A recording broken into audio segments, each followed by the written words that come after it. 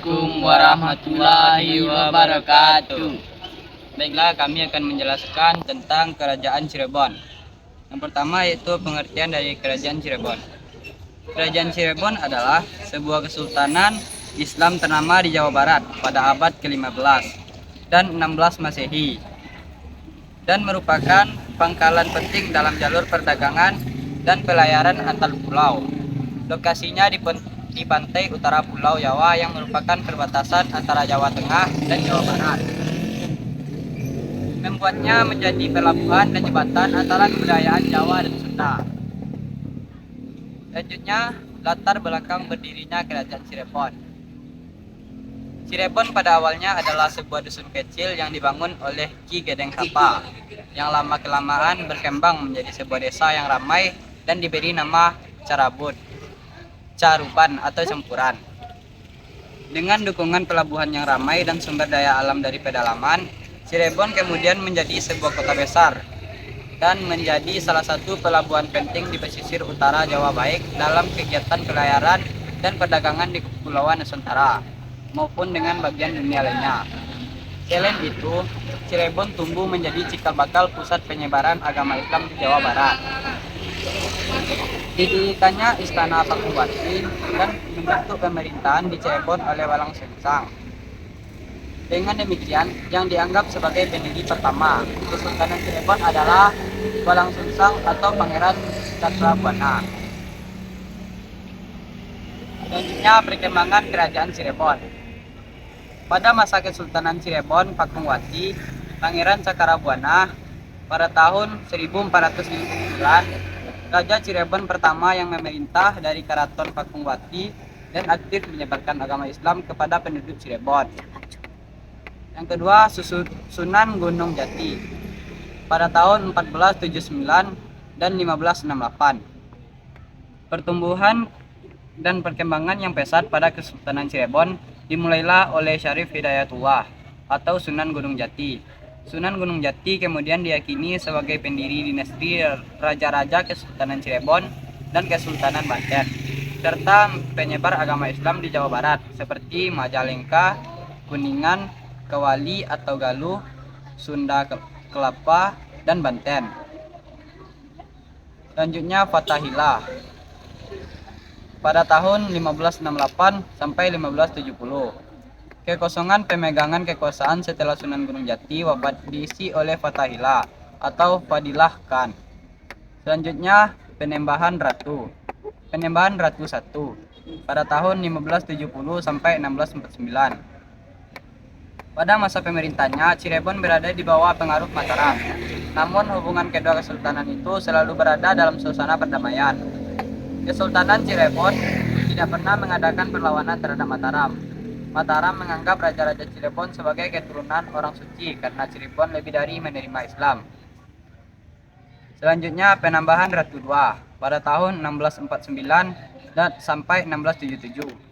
Pada masa pemerintahnya, Cirebon terjepit di antara dua kekuatan kekuasaan, yaitu Kesultanan Banten dan Kesultanan Mataram. Selanjutnya sistem pemerintahan. Dalam pemerintahannya, Kerajaan Cirebon menerapkan sistem kekuasaan yang diberikan secara turun-menurun atau kekerabatan. Organisasi politik mengacu pada prinsip primus inter pares, pemerintah yang dipegang oleh ketua masyarakat atau kedaulatan yang mendapat mandat masyarakat dan legitimasi religiosi. Sebelum menjadi kerajaan, Cirebon adalah sebuah dusun yang dikepalai orang dan setelah menjadi kerajaan dipimpin oleh seorang raja atau sultan. Karakteristik pemerintahan: 1. Ekonomi, nelayan, bantuan, terapi, bensin dan garam. Berdagang, solusi budaya, pusat penyebaran Islam, pertemuan budaya Jawa dan Sunda. Perkembangan kegiatan setra politik, abad 16 di bawah kekuasaan Pakuan. memperlakmasikan kemerdekaan, ditingkatkan menjadi kesiladanan. Raja-raja Cirebon, Pangeran Cakrabuana 1479, Sunan Gunung Jati 1479 sampai 1568, Fatahillah 1568 sampai 1570, Penembahan Ratu 1570 sampai 1649, Penembahan Ratu 2 1649 sampai 1677, Percemahan Cirebon. Perpecahan Cirebon 1777. Cirebon dipecahkan menjadi 3 kekuasaan. 1. Sultan Karaton Kesepuhan Pangeran Martawijaya 1677 sampai 1003. Sultan Konoman Pangeran Kertawijaya nya dengan gelar 1677 sampai 1723. Pangeran Waskerta sebagai penambahan Cirebon 1677 sampai 1013. Perpecahan 1800 sampai 7. Pada masa pemerintahan Sultan Amon IV 1007 sampai 98, 1008 sampai 03, terjadi perpecahan karena salah satu seorang putranya yaitu Pangeran Raja Konoman ingin memanfaatkan diri membangun kesultanan sendiri dengan nama Cirebon, sementara tahta Sultan Konoman Atu pada putra Sultan Anom IV yang lain bernama Sultan Anom Abu Sule Imamuddin 1800 hingga 1511. Kemunduran Cirebon.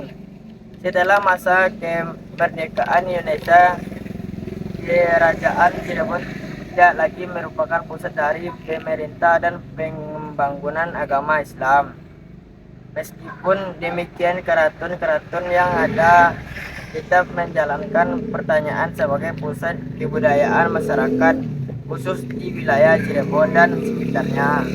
Pada awal bulan Maret 2003 telah terjadi konflik internal di Karaton Konoman antara Pangeran Raja Muhammad Emiruddin dan pengembar Elang Muhammad Saladin untuk mengangkatkan tahta Sultan Konoman.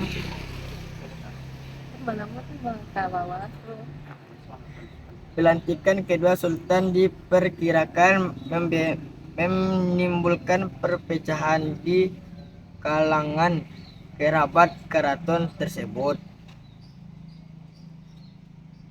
Sekian penjelasan tentang Kerajaan Cirebon kami tutup dengan Assalamualaikum warahmatullahi wabarakatuh.